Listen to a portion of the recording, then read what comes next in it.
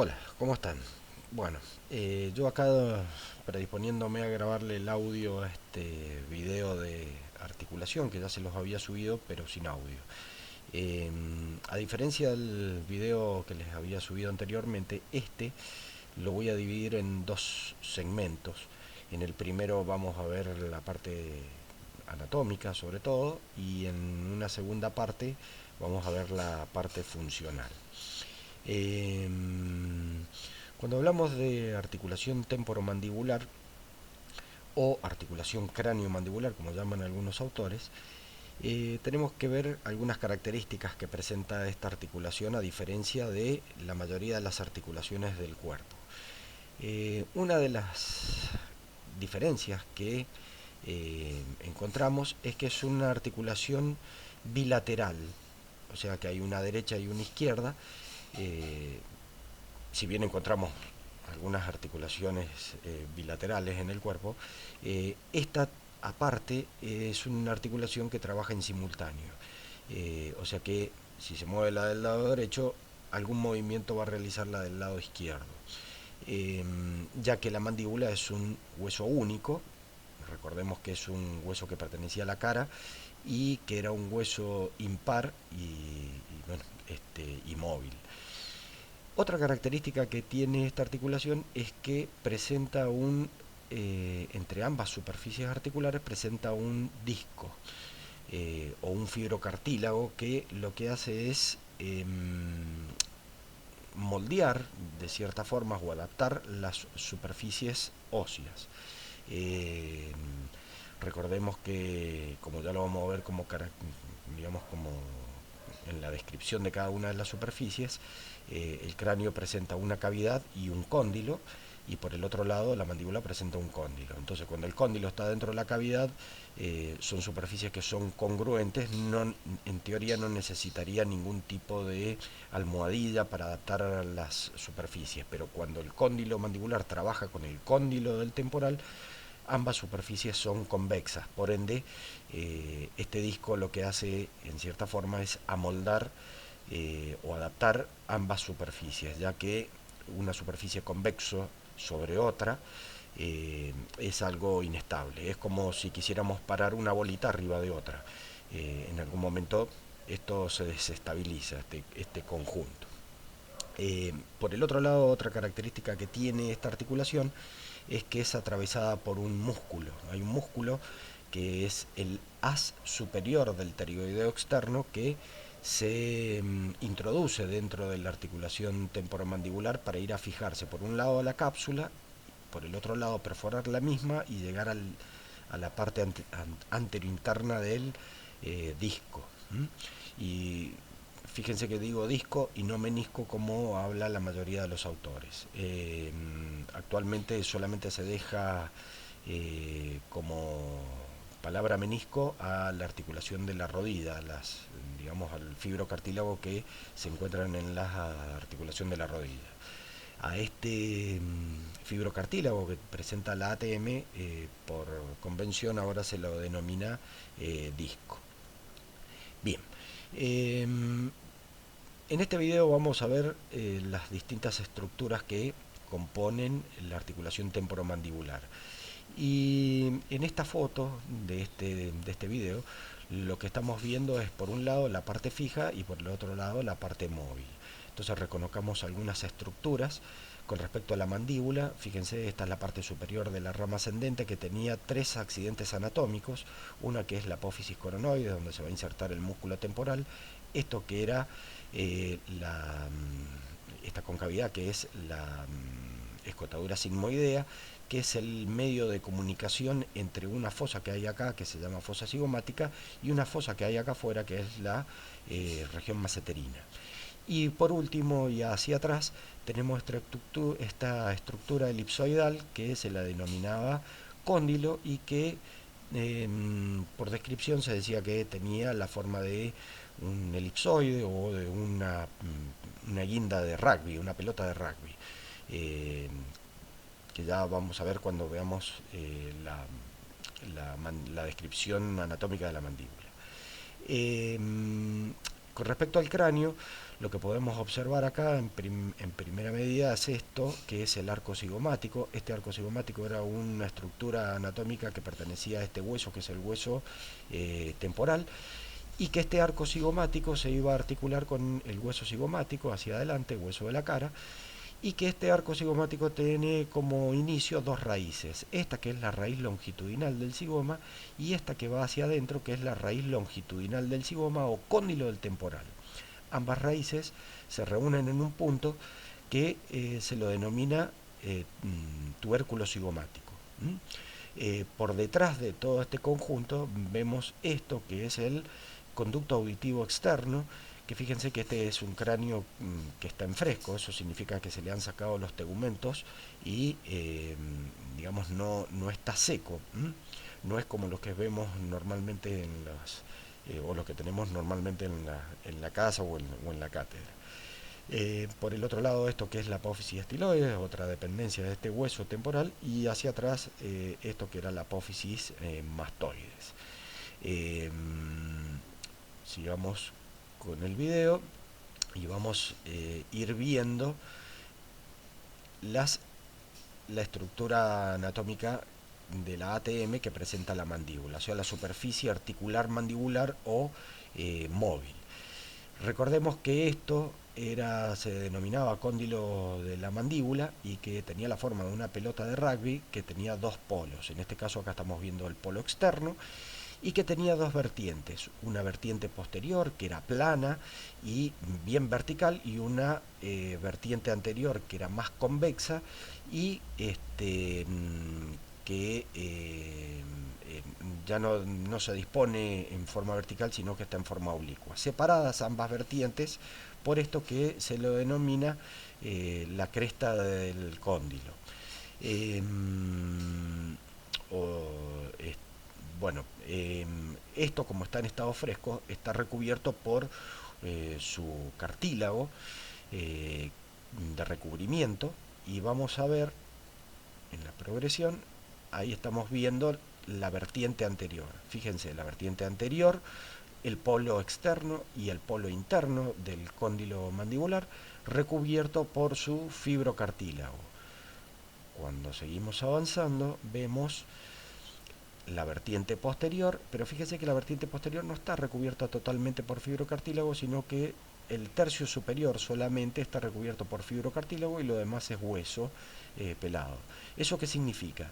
De que la vertiente posterior solamente interviene en la articulación en su tercio superior. En cambio, la vertiente anterior y todo lo que es la cresta roma que separa ambas vertientes son articulares. Entonces, recapitulando, la parte del cóndilo que es articular o que está expuesta a la articulación temporomandibular sería toda la vertiente anterior, la cresta, el tercio superior de la vertiente posterior y el cóndilo interno y parte del cóndilo externo. Veamos ahora la superficie craneal en una vista postero-inferior. Lo voy a parar ahí. Fíjense, esta es la porción escamosa o la concha del temporal. Acá atrás estaría digamos, la apófisis mastoides y hacia adelante la porción petrosa del temporal. En la porción petrosa del temporal, en la superficie antero-inferior, nosotros vamos a encontrar dos superficies que van a estar expuestas a esta articulación. Por un lado, una fosa o cavidad, que se la denominaba cavidad glenoidea, que es más grande que la superficie, digamos, ósea que interviene en la articulación, ya que estaba cruzada por una cisura que se llamaba cisura petrotimpánica o cisura de Glaser, que es esto que le estoy marcando acá, y que es una depresión, o sea que es cóncava en todos sus sentidos. Fíjense que tiene un eje mayor en sentido transversal a un eje menor en sentido anteroposterior. Y por delante hay otra estructura que interviene en la articulación temporomandibular que vendría a ser la raíz transversa del zigoma. Recordemos, este era el arco zigomático que tenía su raíz longitudinal y su raíz transversa o cóndilo, y que se reunían en este punto que era el tubérculo zigomático. Entonces, en esta vista podemos ver la superficie eh, craneal, digamos, de la articulación temporomandibular, y que está delimitada hacia afuera por esto que es la raíz transversa del zigoma y el tubérculo zigomático. Hacia adentro, esta estructura que vendría a ser en el cráneo seco la espina del esfenoides.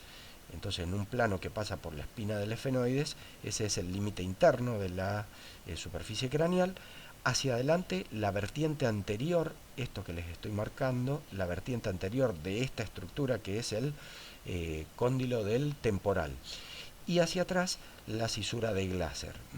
Una, una cisura importante, porque por ahí van a pasar dos elementos anatómicos importantes, que eran la cuerda del tímpano y la arteria timpánica. La arteria timpánica para ir a irrigar la caja del tímpano, y la cuerda timpánica que cruzaba toda la caja del oído medio. Recordemos que esta estructura anatómica, que es el cóndilo del temporal, si yo lo miro en sentido transversal, o sea, de afuera hacia adentro, voy a ver que esta superficie es cóncava. Pero si la miro en sentido antero-posterior, es una superficie que es convexa. Y este cóndilo tiene tres porciones: la vertiente anterior, la cresta que las divide, y una vertiente posterior. La vertiente posterior se confunde con la vertiente anterior de esta otra cavidad, que era la cavidad glenoidea. Entonces, lo más importante de recordar es que esto pertenece a esta estructura que era el arco zigomático, que se denomina raíz transversa del zigoma, o cóndilo del temporal, que tiene dos vertientes: la vertiente anterior, la vertiente posterior, unida por una cresta. Que la vertiente posterior, digamos, se continúa con la vertiente anterior de esta fosa, que es la cavidad la cavidad glenoidea, y que superficialmente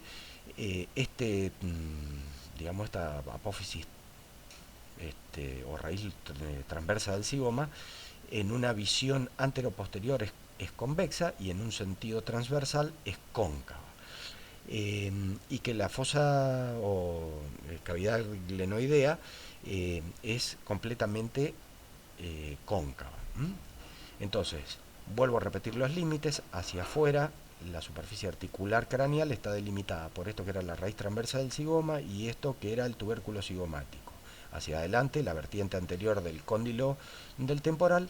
Hacia adentro, por un plano que pasa por la espina del esfenoides, y hacia atrás, por esto que es la cisura petrotimpánica. Fíjense que esto está todo recubierto por un fibrocartílago, igual que la superficie del cóndilo mandibular, que está expuesta a la articulación.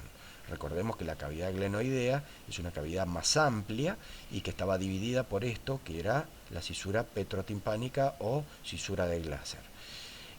Esto vendría a ser la parte articular de la cavidad glenoidea, y esta es la parte no articular de la cavidad glenoidea. Esta parte no articular de la cavidad glenoidea corresponde a la cara anterior de un hueso que es embrionario, que es el hueso timpanal, que es un hueso que va a formar parte del conducto auditivo externo.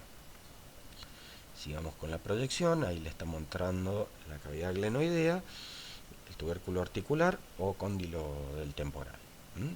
Ahí podemos ver que en sentido transverso es cóncavo, ¿sí? Pero si yo lo miro así, en este sentido, antero-posterior, es convexo. Entonces, ahí que estamos viendo las mismas estructuras que veíamos recién, nada más que están unidas ahora a través de la cápsula articular. La cápsula articular se dice por descripción que es un manguito fibroso que está rodeando toda la articulación, que toma su inserción en la superficie craneal superior, y desde ahí sus fibras van a llegar a la superficie mandibular o inferior de la articulación temporomandibular. Y se dice que estas fibras que unen ambas superficies se dividían en dos en dos planos. La superficie, digamos la parte superficial de la cápsula articular, son fibras que van desde una superficie a la otra. Estas son la capa superficial o fibras largas de la articulación, y que habían otras que están, digamos, en la profundidad, que son fibras cortitas, que van desde la superficie craneal al disco, que ya las vamos a evidenciar, y del disco a la superficie mandibular. Esas son las fibras cortas. Entonces, en este video lo que se muestra, fíjense, la laxitud de los tejidos, la laxitud que tiene la cápsula articular. Fíjense que en ningún momento se puede observar ninguna de las superficies óseas, porque está rodeando a todo al complejo. Eso que se está viendo acá es un refuerzo que tiene la cápsula articular, que se llama ligamento temporomandibular, que va desde esto que es el tubérculo cigomático a la parte posterior del cóndilo. Es un refuerzo. Entonces, a este refuerzo de la articulación son haces de fibras que van reforzando a la cápsula articular, se las denomina ligamento temporomandibular. Entonces, fíjense que ahora lo que van a hacer en esa línea punteada, van a hacer un corte en la articulación, en la cápsula articular, para evidenciar que dentro de la superficie articular está interpuesta entre la superficie mandibular y la superficie craneal esto que es el disco. Este disco está sujeto al cóndilo a través de dos ligamentos que se llaman ligamentos colaterales: colateral externo, que va al polo externo del disco, y el colateral interno, que va al polo interno del cóndilo mandibular. Pero básicamente se podría decir que este disco divide a esta cavidad completa de la articulación temporomandibular en dos subcavidades, una que está por encima del disco y otra que está por debajo del disco. Entonces a esto se le denomina cavidad supradiscal y la cavidad infradiscal. Fíjense, ahí está evidenciando la cavidad supra de la cavidad infra. Características de estas cavidades: la cavidad supradiscal siempre es más grande que la cavidad infradiscal. Y eso tiene que ver con que este disco siempre acompaña a los movimientos mandibulares. Entonces la superficie o el volumen de esta cavidad siempre va a ser menor que esta otra cavidad, que era la supradiscal. Entonces ahí se ve que si se quiere traccionar el disco es imposible despegarlo porque está unido a la... Fíjense, ahí estamos viendo parte de las fibras cortas de la cápsula articular que van del disco a la superficie mandibular. Entonces todo el disco, todo el perímetro del disco está sujeto a, por un lado, al cóndilo mandibular por las fibras cortas, y por el otro lado a la superficie craneal por otras fibras cortas, las fibras cortas superiores, las fibras cortas inferiores, y tapando a todo este complejo las fibras largas que van de una superficie articular a la otra. Entonces ahí estamos viendo la forma que tiene el disco. Obsérvese, lo voy a adelantar un poquito, el disco tiene la misma forma que el cóndilo, es elipsoidal. En algunos autores dicen que es un disco bicóncavo. Ahí nosotros discernimos un poquitito. ¿Por qué? Porque la parte superior tiene una convexidad posterior y una concavidad anterior. Esta convexidad posterior tiene que ver porque siempre está en relación con la cavidad glenoidea, y esta concavidad anterior del disco está en relación con el cóndilo del temporal. En cambio, en la superficie inferior sí es totalmente cóncavo porque está siempre adaptado a la superficie mandibular. Entonces fíjense que tiene un polo externo y un polo interno, al igual que el cóndilo, y que desde estos polos es de donde se va a sujetar en la articulación. Acá se puede evidenciar bien que la superficie superior de este disco es convexo en la parte posterior y cóncavo en la parte anterior. Si yo lo viese por abajo, debería ser totalmente cóncavo. Fíjense que es un tejido laxo y que cuando uno mide espesores se ve que no es un espesor uniforme, sino que tiene tres segmentos este fibrocartílago, esto que se le denomina la banda anterior, esto que se le denomina la banda posterior y esto que se le denomina la zona intermedia. La banda anterior mide aproximadamente 2 milímetros, la zona intermedia aproximadamente 1 milímetro y la banda posterior, la más gruesa, mide aproximadamente 3 milímetros. Recordemos que este disco tiene dos partes básicamente. Esto que estamos viendo acá, que es el fibrocartílago, y por el otro lado de la parte posterior van a salir una serie de fibras que se la denomina la zona bilaminar, que son las fibras que se van a sujetar por un lado a la superficie craneal y por el otro lado a la superficie mandibular. Entonces, vuelvo a repetir, el disco tiene dos partes, una que es el fibrocartílago, que es lo que estuvimos hablando y describiendo recién, y una parte fibrosa. La parte fibrosa se compone de fibras que se dividen en dos, unas que van desde el disco hacia la cisura de Glaser y desde el disco hacia la superficie del cóndilo mandibular. A este conjunto de fibras se la denomina zona bilaminar. Entonces, ahora lo vamos a ver en su posición y van a provocar un movimiento de la mandíbula. Fíjense que a medida que la mandíbula posee un movimiento, el disco lo acompaña. Entonces, ahora lo que vamos a ver es cómo puedo explorar esta articulación en una persona. ¿Dónde ubicaría la articulación temporomandibular? El parámetro fundamental es ver a la persona de costado y vamos a ver esto que es el pabellón auricular. Esta parte del pabellón auricular se le denomina tragus.